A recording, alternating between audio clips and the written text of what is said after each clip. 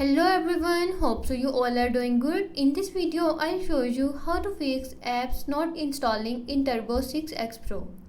Before starting the video, don't forget to subscribe and watch our complete video.